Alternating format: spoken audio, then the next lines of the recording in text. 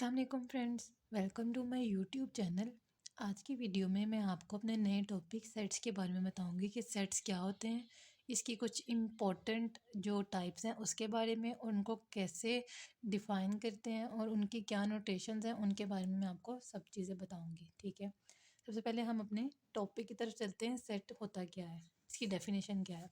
Set is a collection of well defined distinct objects और symbol.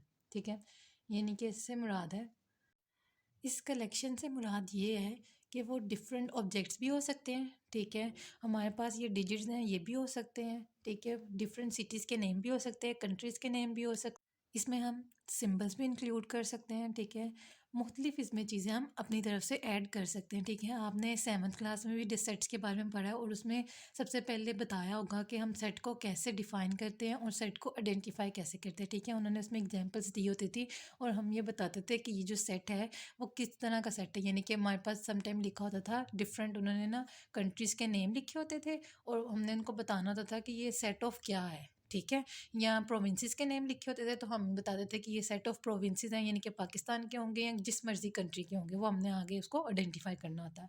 ये बात आपको क्लियर हो गई होगी। ठीक है, अब मुख्तलिफ सेट्स हैं जिनके बारे में हम पढ़ते आ रहे हैं। ठीक है, बहुत कॉमन से हैं, ये सबको पता होगा इनके बारे में।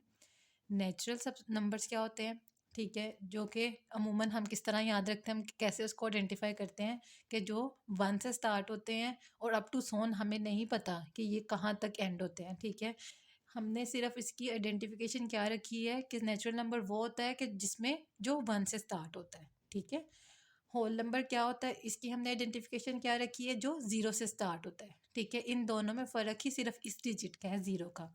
जो 1 से स्टार्ट होते हैं वो नेचुरल नंबर कहलाते हैं और जो ज़ीरो से स्टार्ट होते हैं वो होल नंबर कहलाते हैं। ठीक है, अब सेट्स ऑफ इंटीजर्स क्या होते हैं, इंटीजर्स में प्लस माइनस दोनों आ जाते हैं। ठीक है, उसमें ईच एंड एवरी थिंग, बेशक वो डिजिट माइनस का हो बेशक वो डिजिट प्लस का हो, ठीक है, वो सब इंक्लूड हो जाते हैं। प्राइम नंबर्स क्या होते हैं, प्राइम नंबर से मुराद वो नंबर होते हैं जो सिर्फ अपने टेबल पे जाते हैं। ठीक है, बहुत से बच्चे प्राइम नंबर और ऑड नंबर को मिक्स कर देते हैं। ठीक है, लेकिन ऑड नंबर में ऐसा नहीं होता। ठीक है, ऑड नंबर्स के अंदर बहुत से ऐसे नंबर्स आ जाते हैं, जैसे मैंने यहाँ पर लिखा नहीं 9। ठीक है, वो भी ऑड नंबर ही होता है। ठीक है, लेकिन 9 कभी भी प्राइम नंबर नहीं हो सकता। वो इसलिए नहीं हो सकता कि मैंने आपको बताया प्राइम नंबर सिर्फ वो वाले नंबर्स होते हैं जो सिर्फ अपने टेबल पे जाते हैं। ठीक है, आप मैंने इनमें से जो भी एग्जांपल ली है उन सब में से देख लें, कोई भी ऐसा डिजिट नहीं होगा जो किसी और के टेबल में जाता होगा। अब यहाँ पर एग्जांपल ले लें, जैसे 9 की मैंने आपको एग्जांपल दी। 9 जो था वो ऑड नंबर कहलाता ज़रूर है, लेकिन वो प्राइम नंबर नहीं हो। क्यों? क्योंकि वो अपने टेबल के साथ साथ 3 के टेबल पे भी जाता है। ठीक है ना, क्लियर होगी ना मेरी इस बात से आपको एग्जांपल, कि प्राइम नंबर सिर्फ वही नंबर्स होते हैं जो सिर्फ अपने टेबल पे जाते हैं, वो किसी दूसरे टेबल पे नहीं जाते। लेकिन ऑड नंबर्स एक ऐसे टेबल्स होते हैं जो खुद पे भी जाते हैं और दूसरे नंबर्स पे भी, टेबल्स पे भी चले जाते हैं। ठीक है, क्लियर हो गया।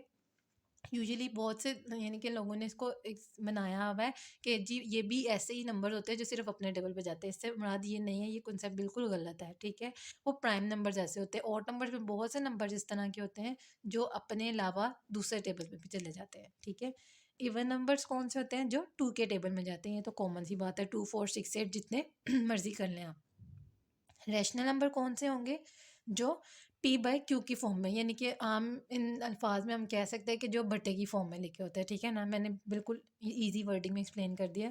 जो कि इस तरह की 2/3 की फॉर्म में, 4/5 इस तरह जो फॉर्म में लिखे होते हैं ना, उनको क्या कहते हैं, रैशनल नंबर्स कहते हैं। ठीक है, लेकिन इसकी एक कंडीशन ये होती है, इसमें ये साथ लिखना ज़रूरी ये होता है कि क्यू जो होता है वो इंटीजर होना चाहिए और q does not is equal to zero. क्योंकि अगर ये ज़ीरो हो जाए, ठीक है, 2/0 कर दूंगी तो इन्फिनिटी हो गया, यानी कि अनडिफाइन हो जाएगा, कुछ भी नहीं रहेगा। ठीक है ना, तो ये अनडिफाइन हो गया, हम इसको कैसे एक्सप्लेन करेंगे, ना ये रैशनल नंबर ना ये इसको हम कुछ इंक्लूड कर सकते हैं, वो नंबर ही नहीं कोई रहेगा। ठीक है, जो पी बाय क्यू की फॉर्म में होता है उसको हम रैशनल नंबर कहते हैं।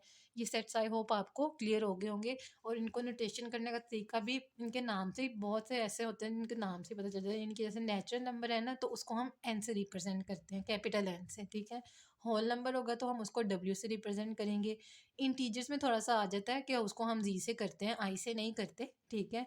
बाकी जैसे प्राइम नंबर है उसको भी हम पी से करते हैं, ऑड नंबर है तो उसको ओ से करते हैं, और इवन नंबर तो उसको ई से करते हैं। सिर्फ एक इंटीजर है जिसमें हमें थोड़ा सा याद रखना पड़ेगा कि इसको हम जी से करते हैं, ठीक है।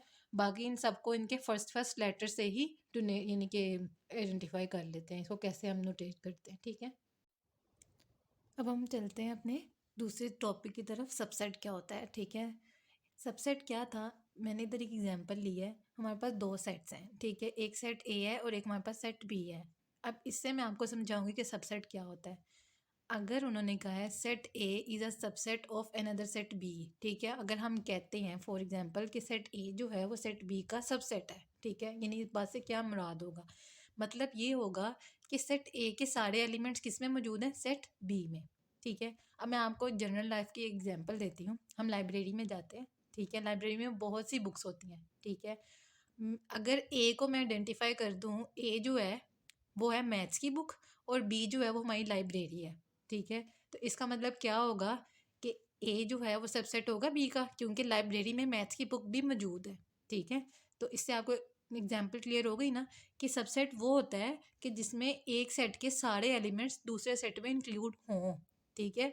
अब मैंने आपको एग्जांपल दी, लाइब्रेरी थी, उसमें मैंने आपको बताया कि मैथ्स की बुक है, तो लाइब्रेरी के अंदर मैथ्स की बुक हो तो ए जो था वो मैथ्स की बुक को रिप्रेजेंट कर रहा था और बी लाइब्रेरी को रिप्रेजेंट कर रहा था। इसका मतलब ए सबसेट बन गया बी का, ठीक है। इस तरह इसको कहते हैं सबसेट बनना, ठीक है।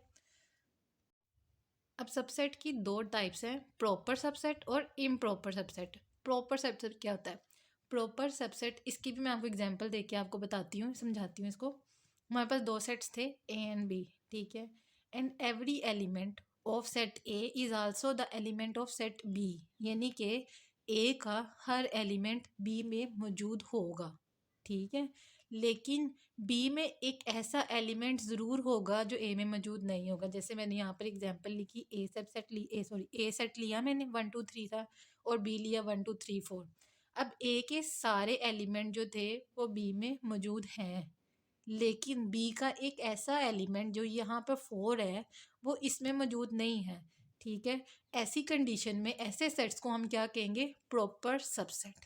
क्लियर हो गया, यानी ए जो था उसके सारे एलिमेंट बी में मौजूद थे, लेकिन कंडीशन ये थी कि बी का एक एलिमेंट ऐसा होगा जो ए में मौजूद नहीं होगा, तो तब वो कंडीशन क्या कहलाएगी, प्रॉपर सबसेट, ठीक है। एग्जांपल क्लियर हो गई। अब इम्प्रॉपर क्या होता है, इम्प्रॉपर में ऐसा नहीं होता कि जैसे एक एलिमेंट इसमें मौजूद ना, उसमें दोनों एक दूसरे में एलिमेंट ज़रूर मौजूद होंगे, ठीक है। यानी कि ए जो होगा वो सबसेट होगा बी का और बी सबसेट होगा ए का। फॉर एग्जांपल अगर मैं यहाँ पर ए ले लूँ 1 2 3 और बी भी ले लूँ 1 2 3, तो इसका मतलब है वो दोनों एक दूसरे के सबसेट थे। तो इससे क्या मुराद होगा, हमारे पास क्या होगा, इम्प्रॉपर सबसेट। क्लियर हो गया, ठीक है, आपको इसकी टाइप्स क्लियर हो गई होंगी। अब चलते हैं हम अपने पावर सेट की तरफ, ठीक है। पावर सेट क्या था, a set consisting of all possible subsets, यानी कि एक ऐसा सेट जिसके हम डिफरेंट पॉसिबल सबसेट्स बना सकें, ठीक है। फॉर एग्जांपल मैंने यहाँ पे एग्जांपल ली, ए बी था एक सेट के अंदर, ठीक है। हम उसके सब पावर सेट कैसे बनाते थे, पहले हाली सेट इसको कह लेते हैं, ठीक है। फिर एक पहले सिंगल सिंगल हम लिख लेते थे, देन हम उसके पेयर अप कर देते थे, ठीक है। ऐसे ही सब सेट बनाते थे ना। तो पावर सेट क्या होंगे कि एक ऐसा सेट होगा जिसके हम पॉसिबल अपने सबसेट्स बना सकें, ठीक है। ये हमने उसके पॉसिबल सबसेट्स बना दिए, तो ये हमारे पास क्या आ गया, पावर सेट आ गया, ठीक है। अब एक फॉर्म, इसको डिनोट कैसे करते थे, पी इंटू ए लिख देते थे, ठीक है। पावर सेट को डिनोट करने का ये तरीका है, ठीक है। और सबसेट को डिनोट करने का ये तरीका है, ठीक है, यानी कि बताते हैं। वैसे तो साइन सबसेट का ये होता है, ठीक है। ये मैंने इसलिए लिखा कि मेरे पास एग्जांपल थी, मैंने आपको बताना था कि ए जो है वो सबसेट है बी का, ठीक है। इस नोटेशन से मुराद ये है सबसेट है, ठीक है। इसका पावर सेट का ये था नोटेट करने का तरीका, ठीक है। अच्छा, अब पावर सेट को मैं आगे हम अपने क्वेश्चंस करेंगे, ठीक है, जिसमें हम पावर सेट भी बनाएंगे और सबसेट भी बनाएंगे, ठीक है, पता चलेगा हम उसमें। तो उसके लिए एक फॉर्मूला आपको याद रखना पड़ेगा, 2 की पावर n, ठीक है। इसका मतलब है n हम कैसे लिखेंगे, जितने हमारे उस सेट के अंदर एलिमेंट होंगे। अभी तो यहाँ पर 2 एलिमेंट थे तो मैंने n की जगह 2 लिख दिया, ठीक है। सेट के अंदर जितने एलिमेंट होंगे हम n वो लिखेंगे, ठीक है। अब यहाँ पर 2 की पावर 2 मैंने ली तो वो 4 आ गया, तो हमारे 4 ही बने ना, 1 2 3 4। तो हमें इस तरह पता चलेगा कि हमारे कितने पावर सेट बनेंगे। तो बिल्कुल छोटी सी एग्जांपल थी ना, आगे जब हम क्वेश्चन करेंगे तो उसमें बड़े सेट्स भी आ सकते हैं, ठीक है, डिफरेंट टाइप्स होंगे सेट्स की कि हम उनको कैसे सोल्व करेंगे, ठीक है। आई होप मैंने आपको जो सेट्स के बारे में इंट्रोडक्शन दिया है, आपको उसकी समझ आ गई होगी, सब कुछ क्लियर हो गया होगा कैसे ये सारे सेट्स के बारे में बताया। फिर सबसेट क्या होता है, सबसेट्स की आगे से टाइप्स थी, और पावर सेट क्या होता है, ठीक है। आई होप आपको ये लेक्चर क्लियर हो गया होगा। फिर भी अगर किसी को कन्फ्यूजन होगी तो आप मुझसे ज़रूर कमेंट में पूछ सकते हैं। आपको वीडियो अच्छी लगी है तो वीडियो को लाइक कर दें, और चैनल पर नए आए तो प्लीज़ प्लीज़ प्लीज़ सब्सक्राइब कर दिया करें। Thank you.